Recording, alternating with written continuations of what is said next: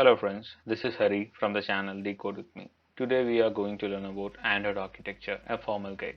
Let's have a walkthrough. Based on the basic principle of separation, gave rise to three fundamental layers. The first one is what you see on the screen is the UI layer. The purpose of this layer is to design the user's interface and experience. The nature of working is mostly involved with guides and tool interaction. Inside your Android Studio, you'll be having a set of tools for inserting Android native elements in the screen. When you're familiar with the tools, you can do it by XML tag construction, and on advanced level, you can do it programmatically by using classes and more files. Next, the domain layer is a very important layer where all your business needs are programmed. The domain layer is said to be optional, but it narrows down to your business, or in other words, it defines your business rule. Consider your domain layer is a middleman which connects your UI and data layer, saying what are the things that need to be carried out while connection and what are the set of business rules that has been defined in order for a connection between these layers.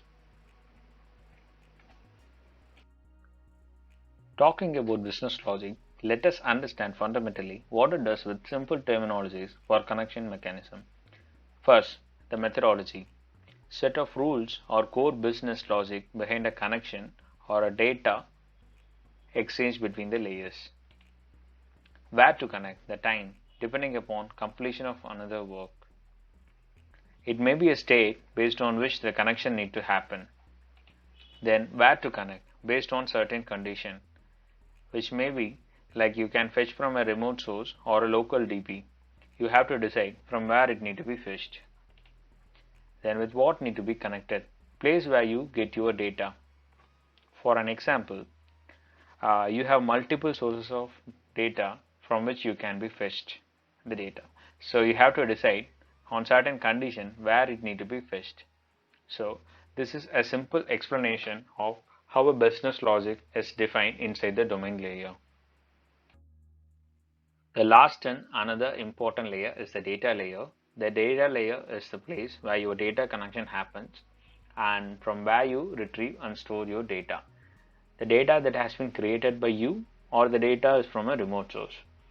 Or another term, you can say that you have a remote cloud DB or a local DB. So the local DB has a set of data that is required for you to fetch offline, and the cloud DB provides the data when it is online. So the data from the cloud is fetched through a API service. API services are nothing. There are a set of services which makes HTTP requests with the DB and pulls the data and put it back into the service and gives it to the repository in a raw format. So for this happens the same for the local DB also, but we don't need an API service to get the data from a local DB. As it resides locally, you can fetch it directly with set of connectors. So the data that has been given to the repository cannot be directly used by the domain layer. In order to use it, we will be having certain converters like JSON converters, Jackson converters, Moshi converters, which will convert your raw data into a data that is usable by the domain layer. So the data layer has the basic operations like create, delete, update, read, and also interface operations like conversions and much more operations.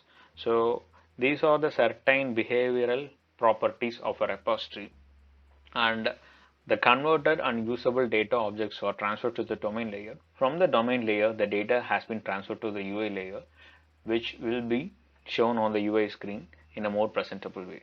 This is how the data layer works. So friends, so far we have seen what are the different layers in architecture and what are the basic principles behind it, and let us see how this combined idea gave rise to the design patterns and why do we need it. In order to have a global establishment and well-defined guideline, we need a design pattern to be followed. So let us see what are the commonly and widely used design patterns are. MVC, Model View Controller, MVP, Model View Presenter, then MVVM, which is currently used and widely used, Model View, View Model. These are the basic design patterns that are widely followed. So let us have a brief about each of these design patterns in my upcoming video so that it could be brief, and let us try to understand with similar examples.